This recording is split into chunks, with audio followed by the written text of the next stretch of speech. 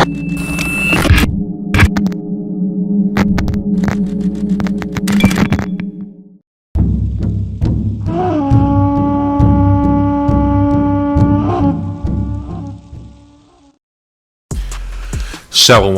Grand Rising, OCO, Alito.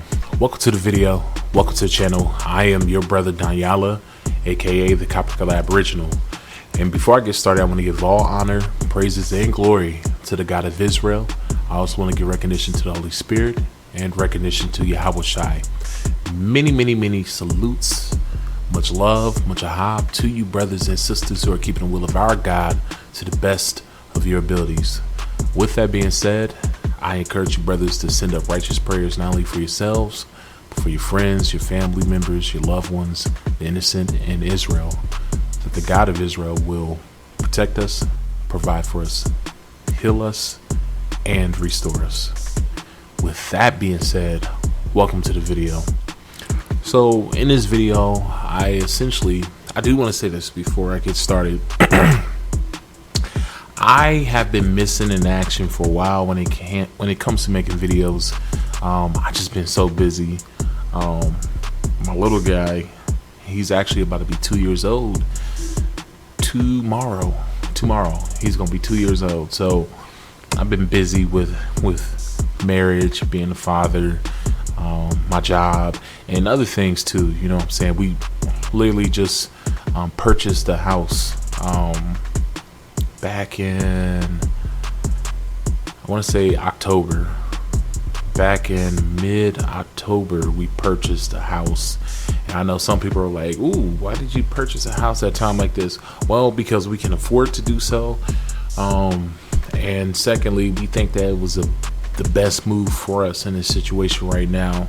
Now, we could have put our resources in other places, but honestly, I'm happy. We're happy with our purchase. Our house is near the countryside. It's not in the countryside, but it's near it.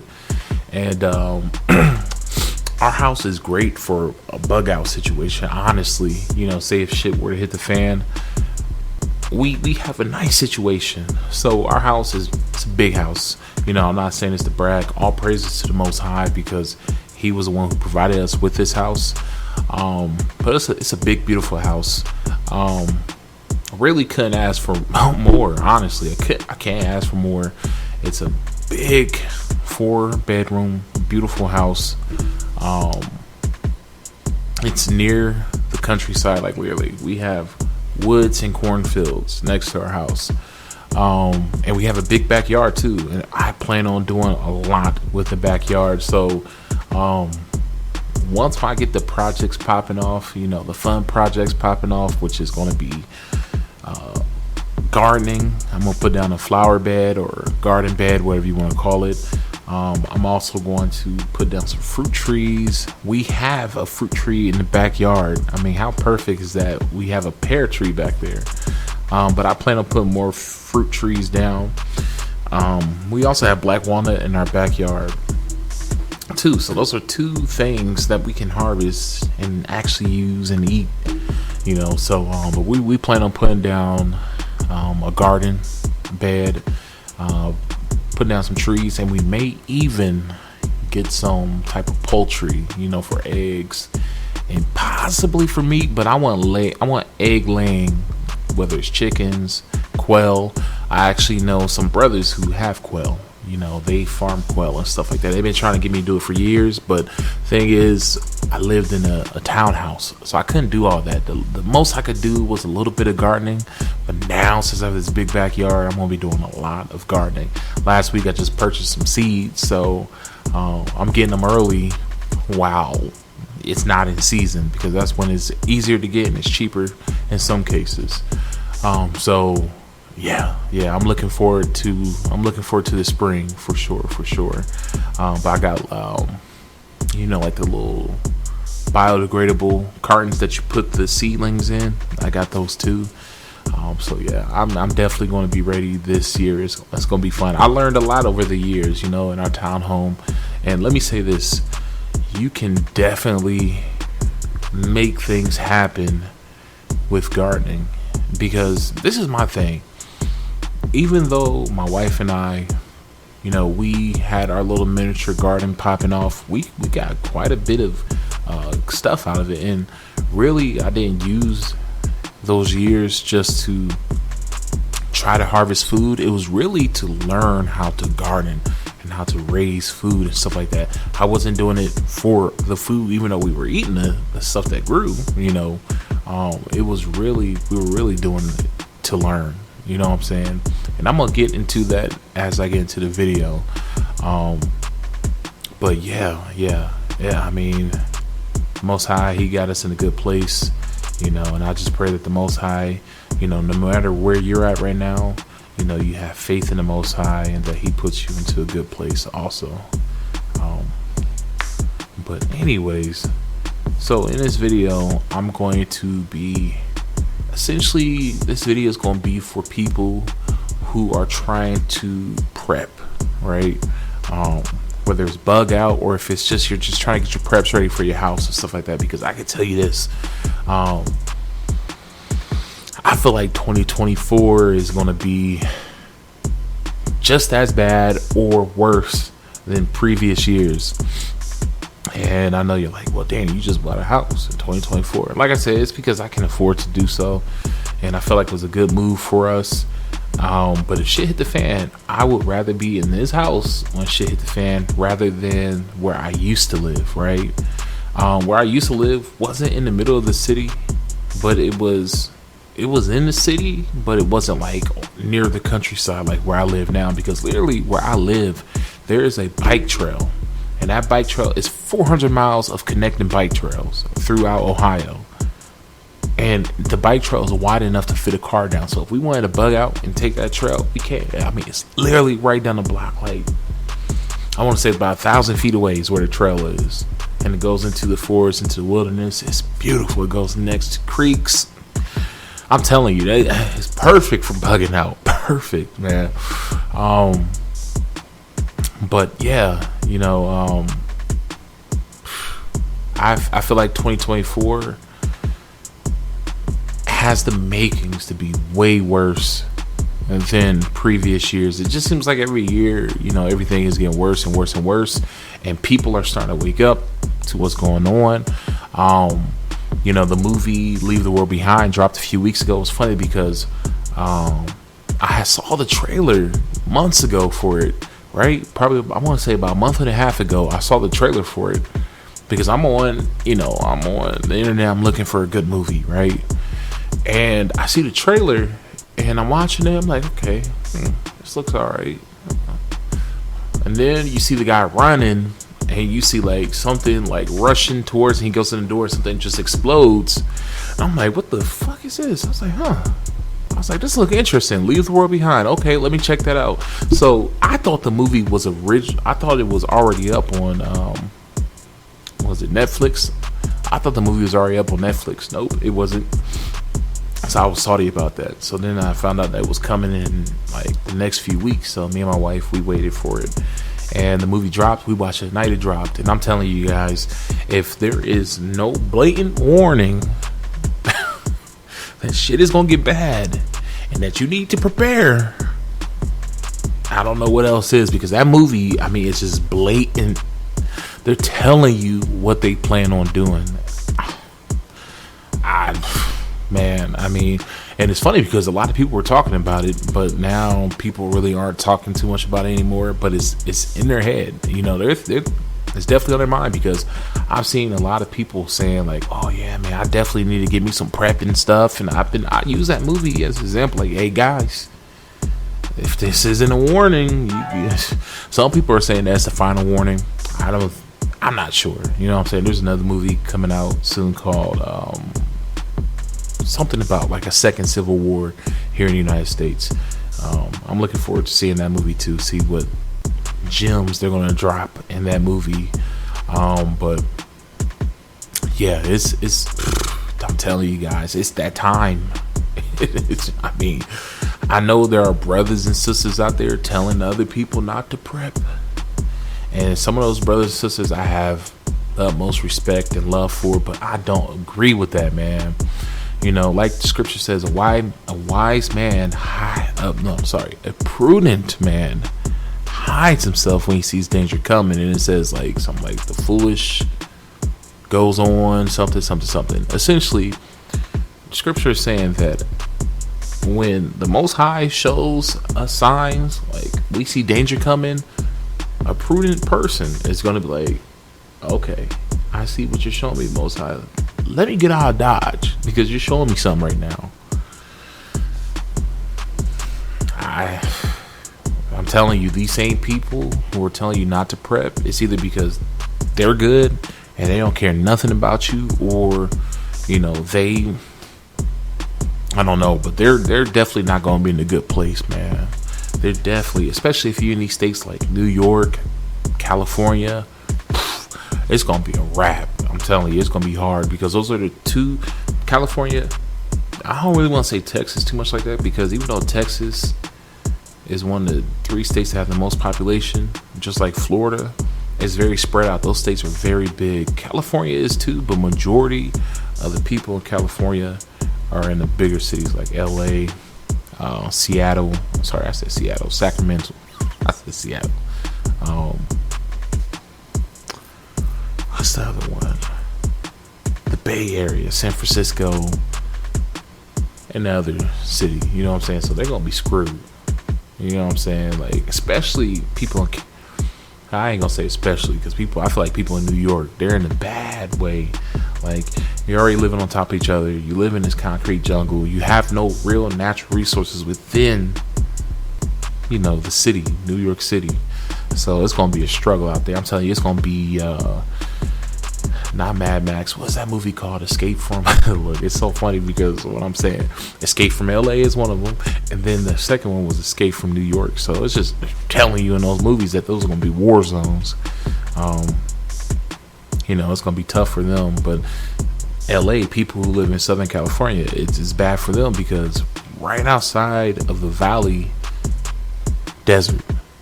You see what I'm saying? So if you ain't got no resources there, if you ain't saving up there, man, it's gonna be hard. It's gonna be hard.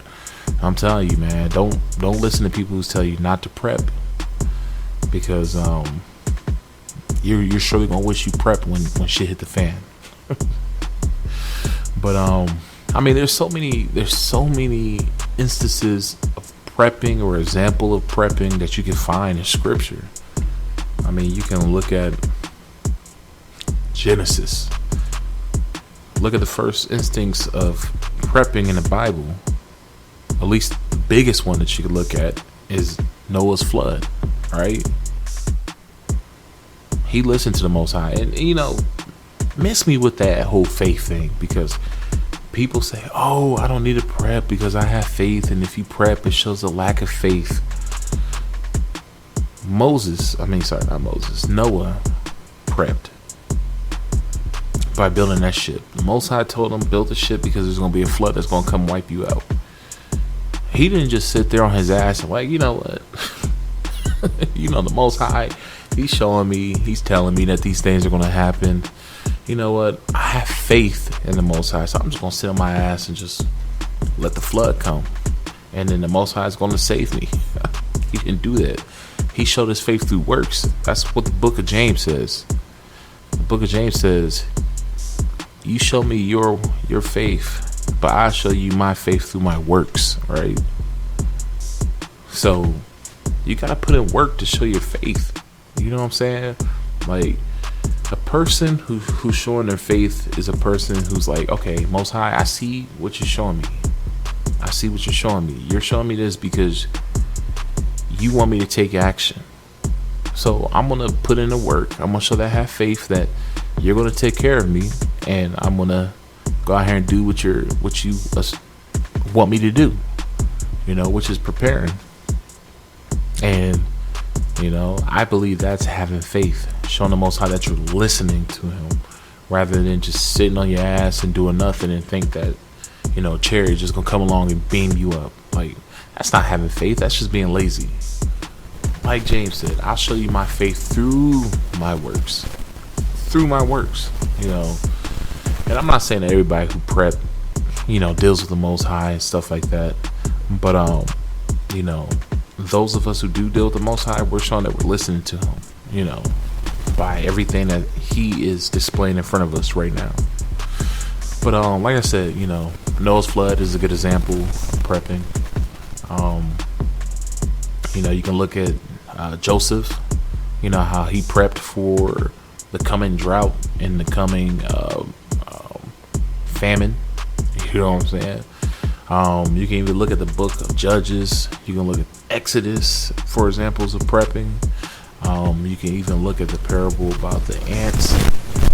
You can look at the parable about the bees. You can look at the parables about the 5 wise virgins and the 5 foolish virgins. Very good examples, throughout the Bible. And there's other examples of prepping throughout the Bible. So don't let somebody tell you that, oh no, that's not biblically sound, that's not scripturally sound, and they don't know what they're talking about, because prepping is all through the Bible. What do you think our ancestors did when they left Egypt? They just left all this shit like, oh, we have faith in the Most High, we're just gonna leave everything behind. No, they brought everything with them. You know what I'm saying? I mean, even Yahushua, when he sent his men out, he told them to trade in their garments. And I'm just paraphrasing, but trading in their garments for weapons. He said, don't buy one, buy 2.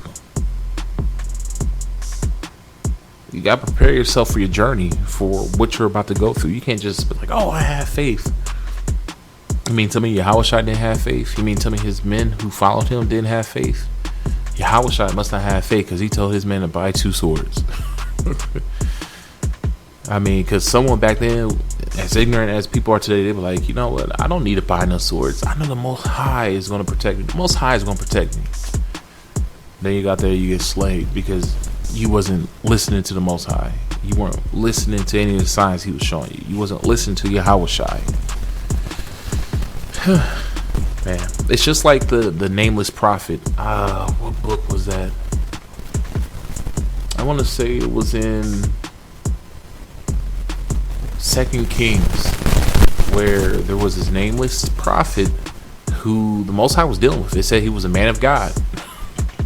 This guy, this brother, I wasn't gonna call him a fool, but I'm gonna hold off on calling him that. But what he did was foolish. But this brother, he was supposed to go and prophesy to them. I believe it was the Northern Kingdom, right? And then he was supposed to be on his way. The Most High specifically told him what to do. He did not listen. And since he did not listen to the Most High, he ended up dying. Why? Because his faith wasn't strong enough. Had his faith, had he put in the work and listened to the Most High, because he probably thought, because he was literally supposed to leave, and the Most High told him if he stayed, he will kill him. He probably thought, oh, well, I'm a man of God. I prophesied. I did what I was supposed to do. Oh, man, if I just stay here a little bit with this brother who's trying to keep me here, I'm all good, because I have faith that the Most High won't kill me. The Most High, I'm about to pain real quick. So, anyways, let me get into this video. Let me get into these items, because I've just been yapping. So anyways, one of the most important things that you're going to need for survival is clean drinking water. So that's the first thing I'm going to go into. Clean drinking water. So that's very important, because you can go days without food. Hell, you can go weeks and months. Hell, you could probably, I don't know if you can go years without food. I'm sure there's probably somebody who's meditating somewhere who's probably in complete stasis, that probably like a few hundred years old, who haven't eaten anything. Who knows? That could happen. But we at least know that people can go a month or so without eating. So, is it ideal to be like that? Nah, not at all. But the thing is that you cannot go weeks without drinking water. At least, with today's science, it's proven that I think a person can only go about 4 days without water. I could be wrong. It could. I think that's the longest ever recorded, but I think it's shorter than that though. I think most people's like 2 days, 2 days without drinking a single drop of water. So, anyways, water is very important because even if you find a water source and you're drinking contaminated water, you're still out of here. You know what I'm saying? Like, you can get all types of, waterborne illnesses. Like, you can get Giardia, you can get Cryptosporidium, you can get E. coli, you can get Salmonella. I mean, shit, you can get all types of sicknesses from all types of bacteria in the water. And there's other things too in the water that can make you sick. If you're eating certain type of not even parasites, but like if you're eating certain type of animals that are swimming around that water, it can make you sick. So anyways, taking a look at the Mini Sawyer. This is a water filtration system that my wife and we have, and we purchased these way back in the day. We got these back, I want to say maybe like 2018. 2018 is when we got these, because COVID hit 2020. People really starting to talk about it, like I want to say like late 2019. I want to say maybe like September, October, November. Throughout those months, I remember people talking about it a lot. And me and my wife, we were prepping before that, but we went real hard in prepping.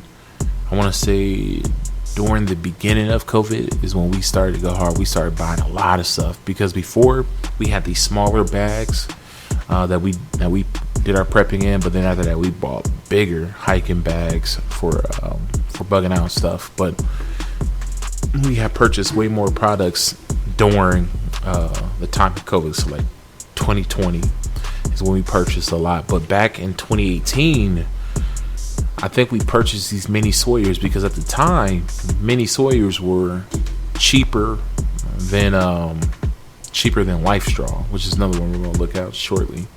But yeah, for one of these back in the day, they were like $15, maybe even cheaper than that.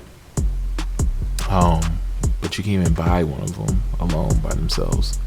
So essentially what the deal is if you buy more of them, say if you're prepping for your family, or if you plan on, prepping for your family, because say if you got a 4-person family, I think that's best that, you get one of these for each of your family members, because and the thing is that these filter out, I think 1,000 gallons of water, right?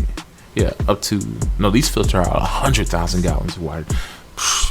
Honestly, you'll probably be using one of these, depending on how you're drinking and how you're using these. You probably only use one of them at a time. 100,000 gallons of water,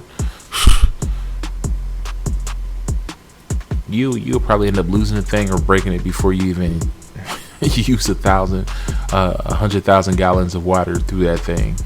And it'd be better if you buy this. If you're shopping right now for like a family, says your spouse, 2 children, I will go and buy this, because this is the better deal right here, because it comes with a pouch. It comes with a pouch for each 4 of them. It comes with a straw. It comes with a syringe, and the syringe is for cleaning it out and stuff.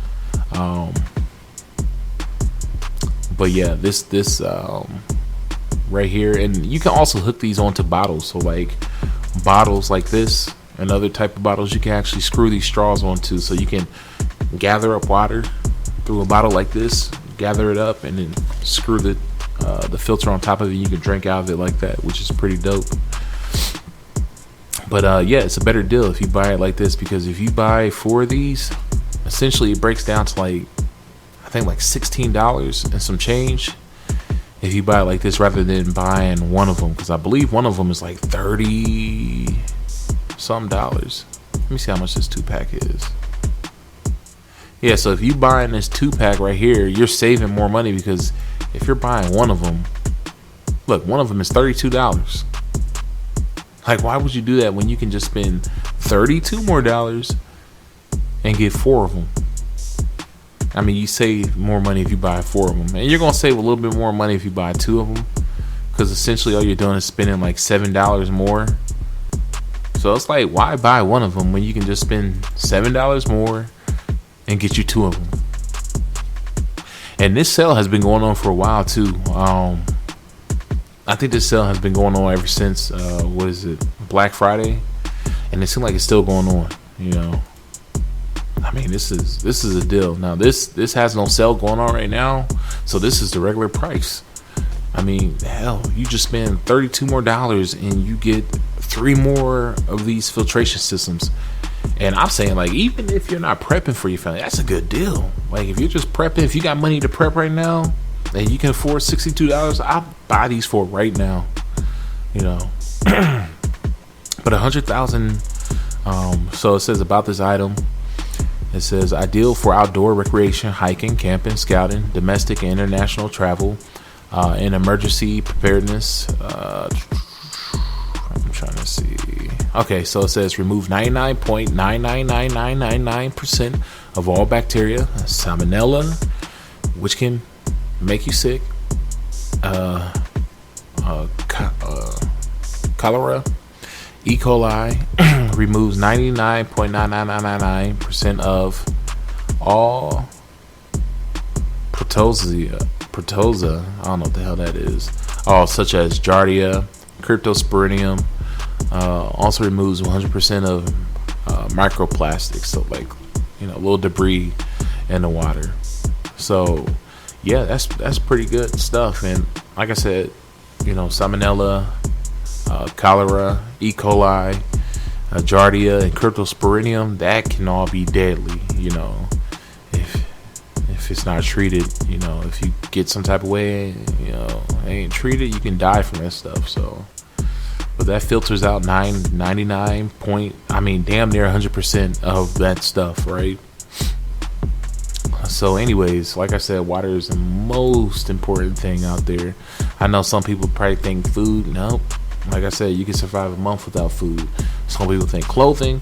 Well, it depends on what type of situation you're in. Because if you're in like a temperate area or a subtropical area, you know, and it's summertime, you ain't really worrying about clothing like that. You know what I'm saying? Because you can build you a shelter.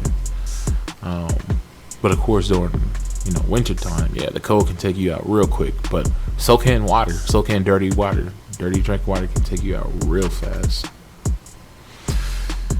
So anyways, that's that. So if you buy 4 of them, that's where the deal is, because it's going to break down to like about $16 and some change each. Okay, let me see, because this thing ain't let me go back. I don't know why this thing is acting like this. Let's see what the light straw is hitting for.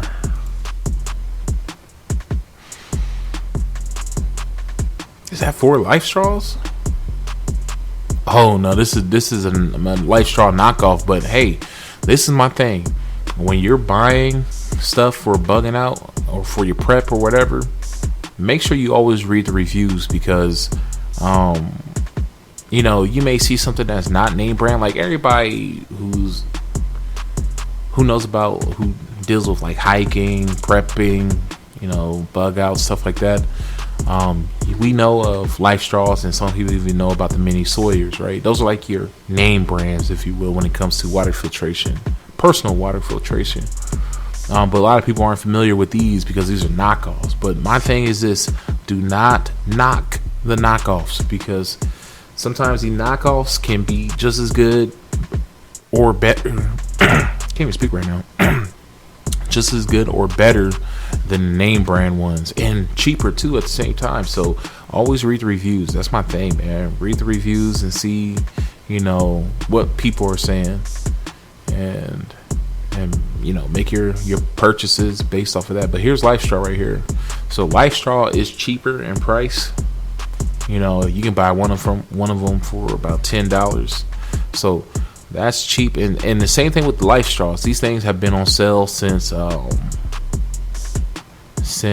Black Friday. I actually purchased a few. I re-upped on a few just like a week or two ago. So yeah, And same thing with this one. Removes bacteria and parasites. The microfiltration membrane removes 99.99999% of waterborne bacteria, including E. coli and Salmonella, and 99.99999% of waterborne parasites, including Giardia and Cryptosporidium. It removes microplastics, removes the smallest microplastics found in the environment down to 1 micron. Shit. It reduces what is that? Turbidity down to, I don't even know what the hell turbidity is. I need my wife to explain to me. Anyways, so this filters out 1,000 gallons, right? So it filters out less than what the mini Sawyer is going to do. But this is the thing, though. When you break it down, you know, I mean, you really gotta, I guess you gotta see which one better fits your budget. Because say if you can't afford the mini Sawyer, they're just too expensive. Because if you were to buy that bundle of 4 of them, right, it comes with a lot of shit. So I do think that mini Sawyer is worth it, because it comes with the straw, it comes with the pouch, which allows you to store water, like a water bladder. But it also comes with a syringe to clean it. So I do think it's worth the extra $5-6 maybe, over the Life Straw. And also the filters way more water, but like I said, you probably end up breaking or losing the thing before then. And when it comes to this, it filters out 1,000 gallons. Now 1,000 gallons, that's quite a bit, because a human drinks 7 cups. In order, they say that the average human should drink about 7 cups of water each day. So that equals out to less than half a gallon. It's like 40% of a gallon, right? 44% of a gallon, right? So if you drink 1 gallon every day, you know, essentially this will last you about 3 years, right? It will last you about 3 years. I'm gonna say a little bit under 3 years, right? If you drink a gallon every day, right? Because it's 365 days in a year, and there's 1,000 gallons. 300 goes into 1,000 3 times. So you're going to get a little less than 3 years, right? You're going to get less than 3 years. But chop that in half, right, to half a gallon, you're going to get about 5.5 years. You know, you're going to get about 5.4 years out of just this one Life Straw. You know what I'm saying? So hopefully within that 5.4 years, you found some clean drinking water, and you learned how to survive a little bit better out there. You know what I'm saying? Because I truly believe that, you know, when it comes to prepping and stuff like that, I think the most important thing is knowledge. You know what I'm saying? It's really having that knowledge to survive. You know how to survive, know how to be creative and improvise. 'Cause I'm telling you, when shit hit the fan, when it gets bad out there, you got to be creative. Like, you got to know how to be creative out there. You know, all praise to the Most High. I'm a person who's very creative. You know, I use my mind to try to fix problems and stuff like that. And I'm telling you, when you're out there, you're gonna have to learn how to improvise, because that's the only way I feel like most people are going to survive, is by improvising. You know, and using the materials that they have with them. Even though they may not have what they need, they can make what they need. You know what I'm saying? But yeah. So anyways, you know, this is the water. Water is good. Now, of course, another important thing is food, right? Let me go over here. Oh, you know what? I'm gonna pull this up right here. Oh, there we go. Dollar Tree. Now, of course, when it comes to food, you know, when it comes to bugging out and prepping, canned foods is a good option. I think that's probably the best option for people who are prepping on a budget.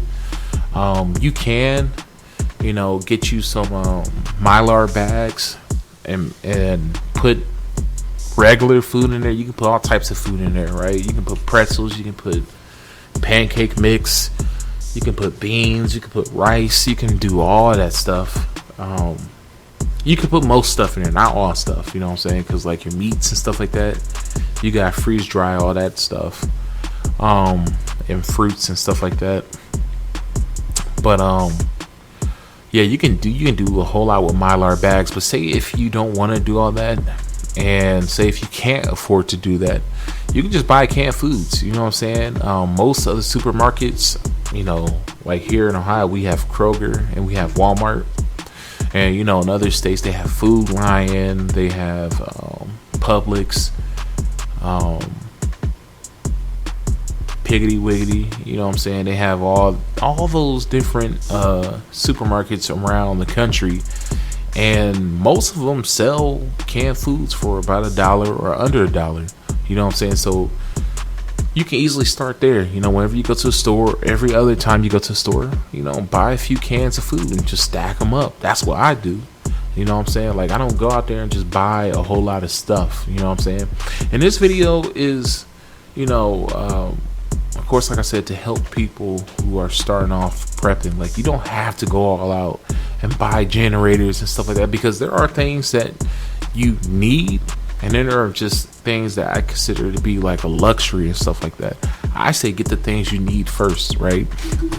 And the things that you need when it comes to a survival situation is clean drinking water, food, shelter, and I say tools.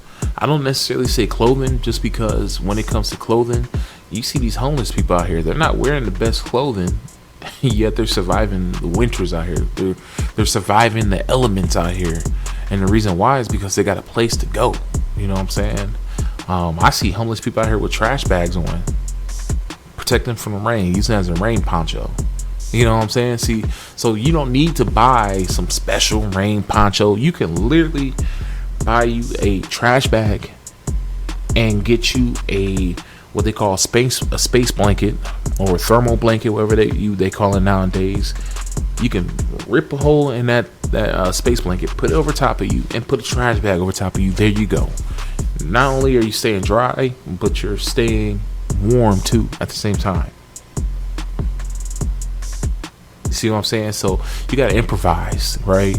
And that's the main thing, man. When it comes to survival out here, is that you gotta, like I said, you gotta be creative. Because you can have all those things, and if you don't know how to use them, and if you're not being creative with them, you're probably going to be roughing it. You're going to be having a bad time, and you may not make it. But I'm going to tell you the most important thing about prepping. The most important thing that you need for prepping, but I'll tell you that towards the end. But yeah, so like I said, with these foods, if you go to your supermarket, you can usually find canned foods for around $1 or less. But let's see what Dollar Tree has.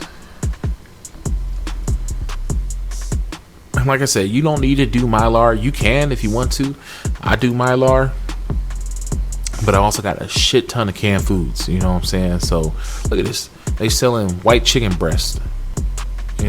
White chicken breast. And I know people are like, oh man, Dollar Tree food. No, Dollar Tree sells name brand stuff. Look at this, Hunt's right here. Look at this. Healthy Choice is another name brand. I'm surprised they got that. SpaghettiOs, Pampa, that's another name brand. They got name brand stuff here. Campbell's, they got everything. They got your non-name brands, they got name brands. And don't be like, oh, well, it's Dollar Tree food. They putting poison in. That's why it's so affordable. Man, they're putting poison in all the damn food, man. All the food and all the water, man. That's why I really don't get into drinking out of glass bottles and stuff. I prefer to drink out of glass rather than plastic, but I don't get on to that because I know we're being poisoned. You know what I'm saying? I know people collect their rainwater. They're poisoning that too. You can't escape it. And I'm trust me, when you're out there, when shit hit the fan and you're out there starving, you ain't gonna care that this is contaminated stuff. Like, you're not gonna be like, I mean contaminated in the sense of the way they process these foods, right? You're not gonna care when you're out there.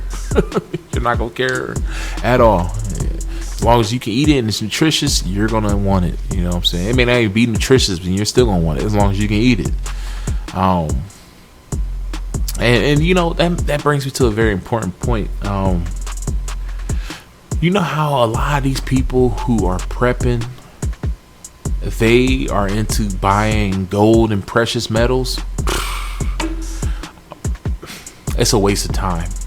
People who are buying gold and precious metals, the reason why they're doing that is because they still want to be a part of this type of society.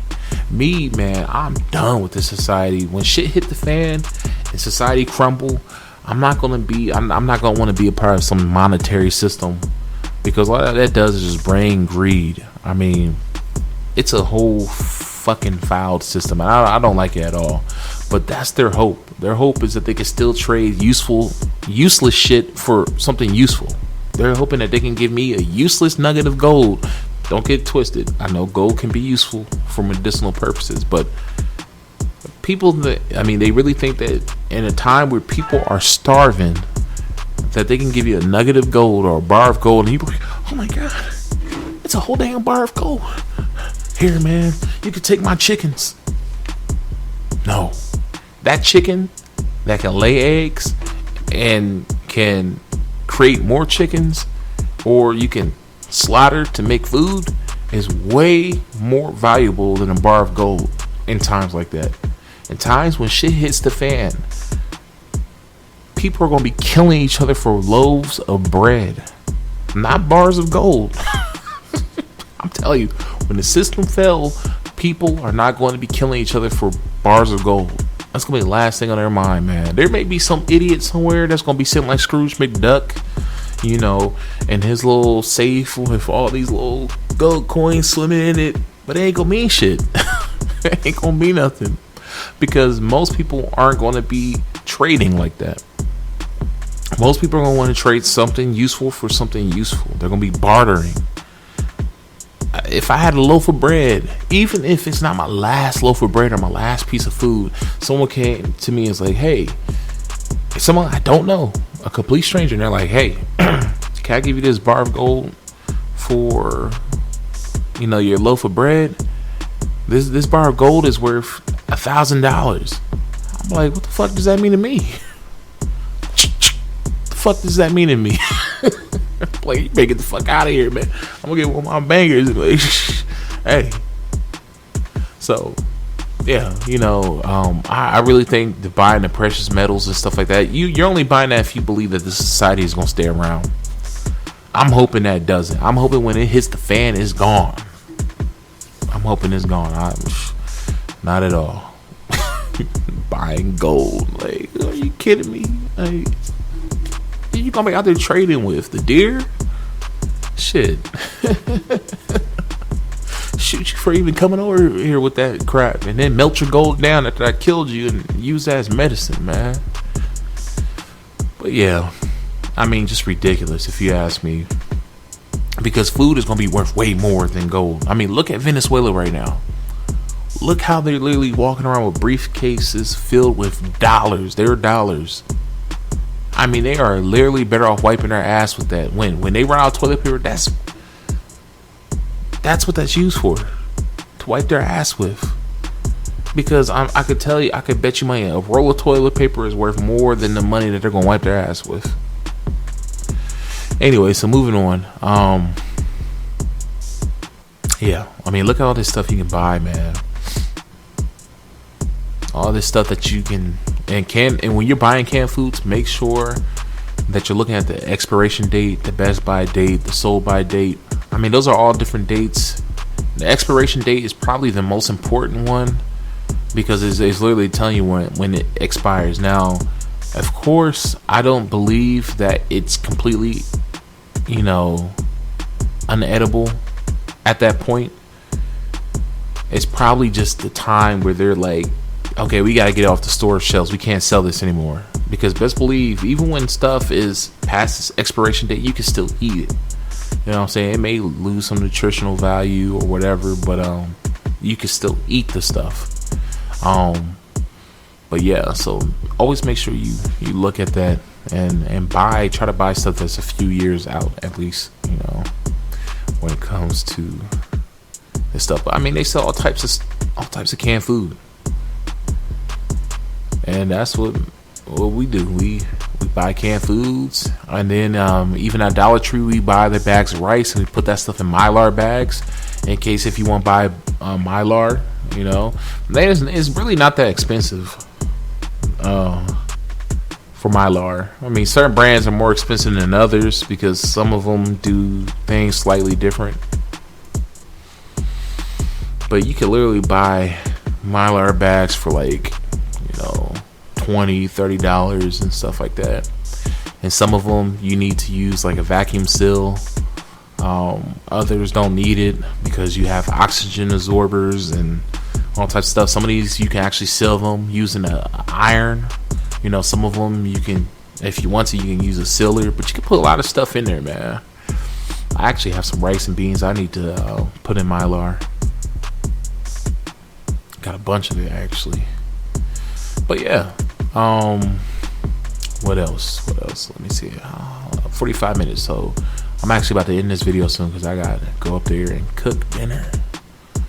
So let's look at tents real quick because that's another important thing. Like I said, your most important thing is water, food, shelter. Those are like the three main things. Well, I say water, food, shelter, tools, right? And so we're going to do shelter now. And you can find you different size tents, different types of tents. They have different type of tents. They have your basic camping tents, and then they have like cold weather tents too, that you can use. And these cold weather tents are usually lined with like Mylar or other type of thermal, fabrics and stuff like that keeps the heat inside and stuff like that. You can find those, but look, you can buy tents. You can buy a little 2-person tent for $22. They used to be cheaper. You used to find some for like $15. You probably still could, but who knows, man. They got some cheaper than that. They got like survival tents too, and these are like $10, but they're not like traditional tents. These are like literally if you gotta survive, like if you get stuck in a storm or something like that, right?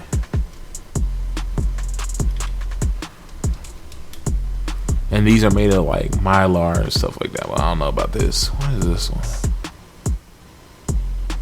I'm gonna check this out in a second. That's interesting. It looks like it's roll out, but these are the ones I'm talking about right here. So this one is a little bit more expensive, but this is made out of a better quality. While this is more like plastic and Mylar, this one is like actual woven Mylar and stuff like that. So if you carry something like this, even something like this on you, this is something that you should always have in a bug out bag, because you never know. Like say if shit hit the fan, you're out in the wilderness and you go hunting, this should be something that should always be kept on you. Why? Because say if you're hunting in the winter and you get stuck in like a whiteout or blizzard or something like that, right? And you can't make it back to your shelter that night. Well, you can just pop this thing up and it's going to take care of you. And these things, they retain a lot of heat, a lot of body heat that your body put out, right? Look, it says Mylar tent. Is it the wind? I don't know. It says Mylar tent made from durable insulated Mylar material designed by NASA for space exploration, retains 90% of body heat. You see what I'm saying? So that's some good shit to wear. And like I said, you can buy like Mylar sheets like this, and you can punch a hole in it and make a poncho. Say if you don't want to hunker down for the night, you can make a poncho out of that and survive. But this is something that you would want to get, especially if you bugging out and you're in the wilderness and you're going out for hunting or something like that. And then you can get the better quality one right here for $40. But here's another one for $8.99. They sell them for different prices, right? And you can even get like a 15-person tent. Here's a Mylar one right here for $26, right? Okay, so this is what I was gonna look at right here. This is Mylar right here, so that's pretty cool. It's $19. Let's see if this one. Oh, yep, same one. So yeah, this is made out of Mylar. That's pretty dope. Let's see what it looks like. Okay, so yeah, you roll out into a tube tent. Yep, that's pretty dope. I may have to look into this one more. See if there's something I want to purchase. But the other ones will do just fine. It's just that they'll rip easier, a little cheaper, right? So yeah. And like I said, you can get different types of tents. They have cold weather tents. Like they actually have tents that have what would you call it? Like they have like an opening flap to where you can put like a vent through. Here you go, right here. See what I'm talking about right here? And these are going to be more expensive than your regular tents. But these vents are for wood stoves, right? So you can put a wood stove in there and heat up your tent. See, that's a wood stove right there. And they sell those too. Like I'm gonna show you guys wood stoves, but they have different sizes of those cold weather tents also. We have us a few wood stoves. We have a rocket stove. Then we have two other type of wood stoves that are similar to this. But yeah. So these are wood stoves right here. Now these are wood stoves. These ones are pretty cheap, and we have this one right here. This thing is amazing, man. This thing takes very little fuel, very little firewood, and it does work, man. I'm telling you, it does work. A rocket stove ain't no joke. Look up rocket stoves on YouTube, man. But yeah. So this type of stove right here, the stoves that they typically use for heating up those cold weather tents, because it has venting in it already. You see the little tubing right here is what they connect to, and it comes with more cylindrical tubes that you connect to it, and it goes outside the tent, right? It funnels the smoke out while it keeps the heat inside. All types of these tents. I said tents, stoves, right? So you can use these to keep you warm. Now, is this a necessity? I wouldn't say so, but it'd be nice to have, though. It'd be nice to have because you'll be able to cook your food, and you can use it to keep you warm, depending on which type of stove you get. I'm sure you can rig these if you are creative enough. I'm sure you can even rig something like this to heat you up, right? Because you can probably find some type of dryer vent, put it on the top of this, and then let the heat come out of here where you're feeding the fire at. Now, of course, you're gonna get some smoke inside your place, but it won't be enough to kill you. You know what I'm saying? So yeah, man, these things are nice, man. Nice. I'm always buying more stuff, man. See things I like, and I'm like, okay, I gotta get that. But anyways, so that's another thing. So we covered water, food, where you can get your food, how you can get your food, how you can process it, and shelter, and then of course tools. Now I'm not gonna get into tools right now because there's just an endless supply of tools, different type of tools that you can use, right? And I kind of want to do a whole different video on that, so I can break down what type of tools you need. But anyways, in this one I want to do books, because I believe that, like I said before, knowledge is one of the most important things you would need for a survival situation, right? And one of the most important things about prepping, it's not the most important in my opinion, but it's up there, right? So anyways,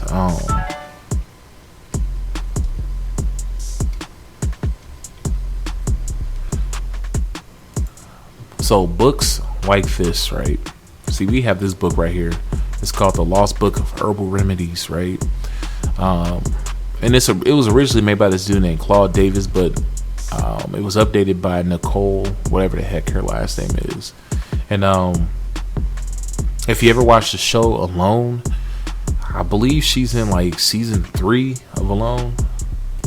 But she's an actual like botanist. She's an actual doctor and stuff like that. Yep.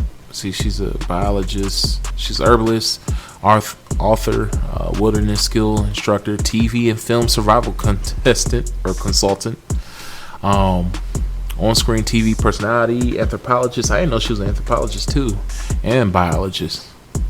So, anyways, she knows her shit, man. She really does. She even has a YouTube channel too, where she shares information on it. But this book is good because it shows you what type of plants you can gather to make, medicinal remedies, man. It's a good book. Like, it shows you pictures of the stuff you can use, and then it even shows you what to look out for, like the deadly lookalikes and things like that, to stay away from them, and how to identify what is good, what isn't bad, how to of course the areas where they grow, where these plants grow, also how to process it and how to prepare it, these plants and stuff, to make them into herbal remedies and stuff. So it's a real good book, man. And I say, if you got the money to buy this book, buy it. I know it's like $40-some, but it's some good stuff, man.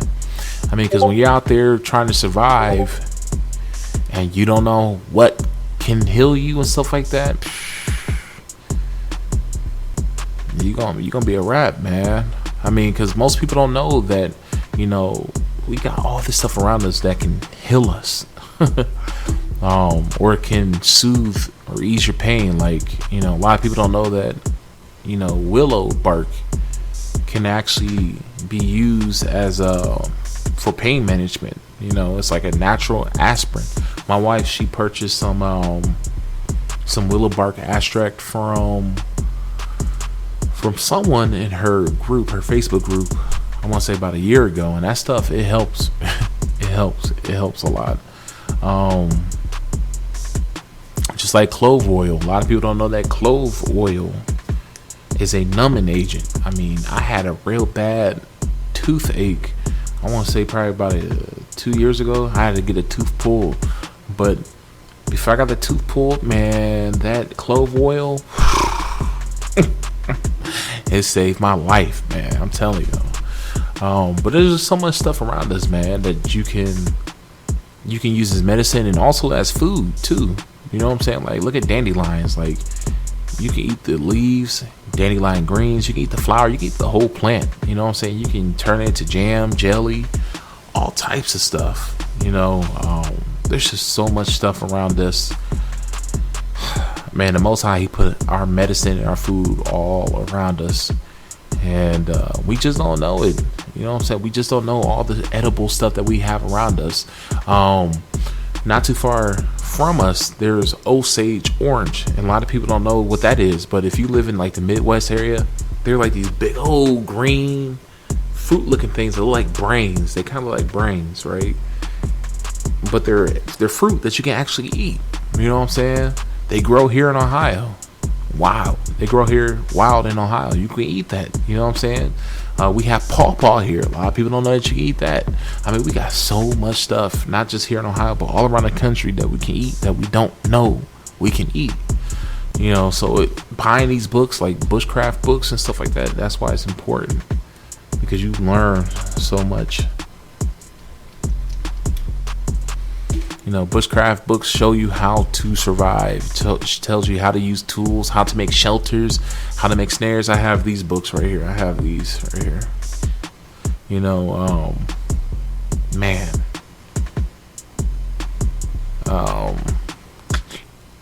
What else?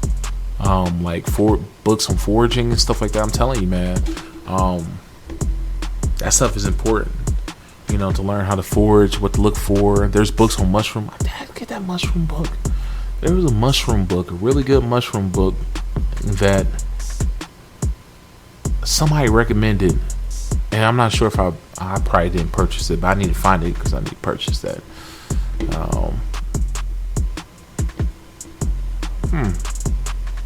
I don't know. Anyways, so yeah, I mean, knowledge is key, man. Knowing what you can and cannot eat, knowing how to make stuff. Like, I literally purchased a book probably about like a week or two ago, showing you how to use just items around your house, how to make them to useful survival items. Like, that's good to know, because if you don't know how to do these things, like hunting, fishing, things like that, these books can teach you. But I honestly feel like that's something that we all need to hone. Like, we all need to hone our skills when it comes to these things, like hunting, fishing, foraging, farming, aka gardening. We need to hone our skills at those things, because I'm telling you, when shit hits the fan, the first people who are going to go extinct are going to be the people that have no skills at all. People are going to be completely useless, because even if you don't know how to farm and you have a skill somewhere else, you can use that skill and you can barter with the person who's farming. You see what I'm saying? So people who ain't got no skills, they're gonna be up out of here first. But yeah, man, it's yeah, I'm telling you, man, when it comes to prepping just in general, my preps, like when it comes to food, and I think a lot of people have this wrong, when it comes to the food that you're stashing in your prep or in your bug out bags, I feel like that food should be emergency food. I can't even speak, man. I got a little cold. But it should be an emergency food, right? Food that you only use when you don't have food. It's not gonna be food that I'm just gonna be slamming on and just in hopes that more food is gonna come. You can best believe your boy, I'm gonna be out there foraging, farming, hunting, fishing. That's what I'm gonna be doing. And say those days when I don't come back with any fish, or none of the plants are ready to be picked, or didn't find no fish foraging, or I didn't come back with anything from the hunt, then that's when I'm gonna use that prep. But you can bet your bottom dollar I'm gonna be out there every day trying to get that food. You know what I'm saying? I'm trying to get that, come home with the not bacon, but maybe deer bacon. You know what I'm saying? But yeah, you know what I'm saying? That's what I'm gonna be doing. My preps are there as a safety net. I'm not gonna be one of these people who are gonna spend billions of dollars on preps and stuff like that. I mean, you have people out there like that, but this is the thing, and this is the most important part of prepping, in my opinion, right? But I truly believe this is the most important part of prepping, is having faith in the Most High, having a good relationship with the Most High, trying your best to do His will. Because this is the thing, you can have $1 billion and have $1 billion worth of prep. If it's not in the Most High's will for you to make it, you're not going to make it. It's just like the parable about the man with the barn who had a lot of, he had plenty, right? He said to himself that he's going to tear down his barn and build a bigger one because he has so much, right? And little did he know that the Most High is going to require his soul. That's going to be a lot of people out here. As you've seen in the movie, Leave the World Behind, at the end, the little girl, for people who didn't see the movie, spoiler alert, so if you don't want to be spoiled, you may want to click off. But in the movie at the end, the little girl, who family wasn't prepared for that situation, because there was even a scene in the movie where the dad was like, I'm useless, I wasn't prepared, blah, blah, blah, blah, blah. I'm a useless man, and all that stuff, right? His daughter in the end ended up finding a bunker that had all the supplies they would need to survive, right? That is going to happen to a lot of people out here. I truly believe that a lot of people out here aren't going to make it, even though they prepped. And that's because it wasn't in the Most High's will to prep. You can very well be a person who, like, I can't afford to prep, or I can only afford to do very little. I say don't sweat it. If you can't afford to do it, or you're doing the best you can and you ain't got too much, don't sweat it, because it's in the hands of the Most High. You know what I'm saying? And if you're doing your best to serve the Most High, as we see with our people Israel, that when we have faith in the Most High, we did what the Most High told us, and He knew we were giving it our all. He pulls us through those type of situations. And you may happen across the guy who did prep, right? The guy who did have $1 billion worth of prep. You may stumble across his compound where he ain't at because he's dead somewhere. You know what I'm saying? The Most High may bless you like that. So I say don't trip, you know what I'm saying? But try to do what you can. Try to do what you can. And I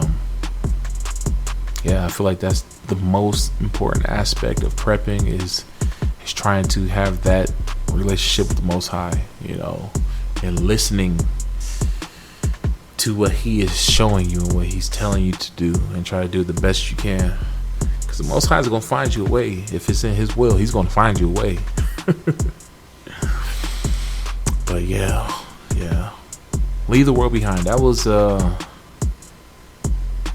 good movie, man. I'm glad that it got people talking, especially people who don't really look at stuff like that. It got them talking, so that's a good thing about it. But I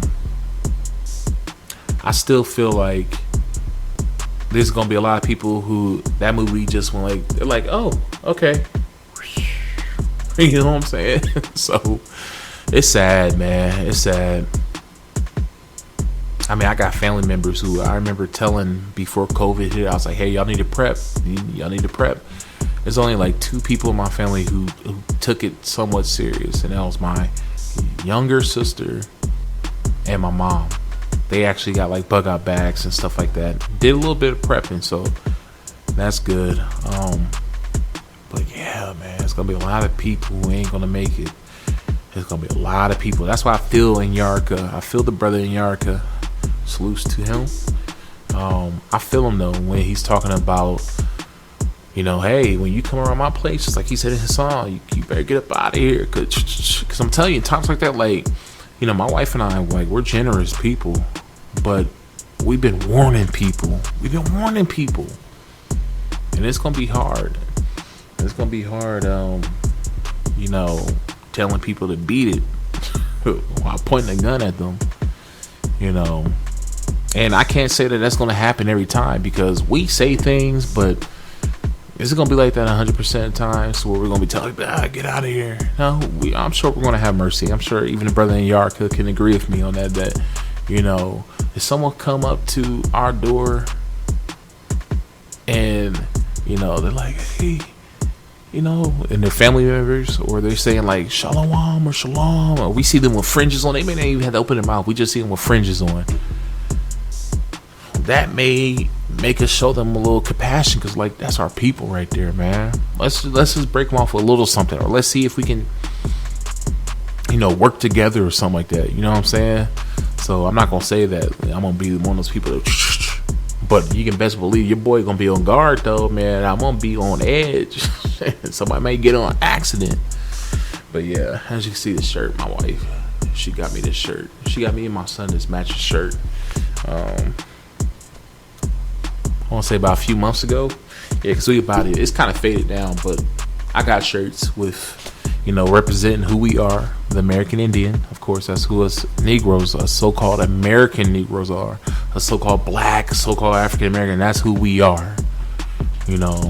That's what they call us. That's a misnomer too. But of course, we are the Aboriginal people of these lands, and I think that it's very important for us to get back to the land, our people, because we've been so far removed from nature, man, to where most of our people don't like being in it, and we don't know how to survive in it. Every year my wife and I, we go out, we go camping, we do primitive camping. I know. I mean, my wife, she makes it nice and everything. She does a little glamping and stuff, but we do primitive camping where you ain't got no running water, no electricity. You know what I'm saying? You gotta rough it out there. We out there for a whole week. You know, and I feel like that's something that all so-called black people should do, because that's what our ancestors did. They knew how to survive on these lands, man. They knew how to survive on these lands. This is our land. Black people do like the wilderness. We've just been so far removed from it over the decades that we're afraid of it. But that's our element. We know how to survive, and this is our land. Our ancestors have been here for thousands of years in this land. We've never came over here on ships. Never. And if you do your research, you will know this to be true, right? I literally watched a video today. It made me sick. It was a video talking about Tuscaloosa and his son.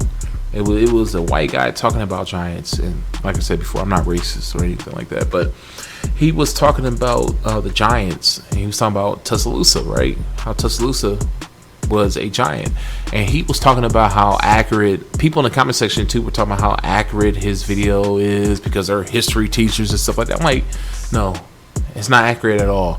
This man didn't tell you that Tuscaloosa wasn't his real name, and Tuscaloosa was a name given by the Spanish, which meant big black man, an Indian called big black man. There's many examples of this all over literature, historical literature, talking about Negroes being here, quote unquote Negroes being here, right? I mean, the gig is up. A lot of our people are realizing who we are, and it's time that not only we realize who we are, but we get back to nature, man, and learn how to survive. Period. That's what we need to do. Get back to nature and learn how to survive. But yeah, I feel like there was something else I wanted to say. Is there something else I wanted to say? I'm not sure. But like I said, I'm gonna make another video talking about the tools that I think people should get. You know, because cordage is another important thing too. You can do so much with cordage. You can use it for hunting. You can use it for trapping, snaring. You can use it for fishing. You can use it for tying up things. You can use it for building structures. You can use it. You can literally make clothing out of it. It's a very important tool, you know. And they're not just getting to other stuff too, but yeah, I think that's essentially all I have to say for now. Yeah, you know, I just want to give all praises to the Most High for allowing me to make this video, and I'm gonna try to make more videos, be a little bit more consistent. Definitely talk about things. I'm gonna be making videos talking about things that have nothing to do with American Aboriginal history, Israelite, you know, faith, bugging out. I may even talk about stuff that's going on in the world and stuff, like the whole Cat Williams situation and other situations going on too. But anyways, guys, I am up out of here. I will talk to you later. Peace out. Shalom. And may the God of Israel bless all those who do his will. Shalom.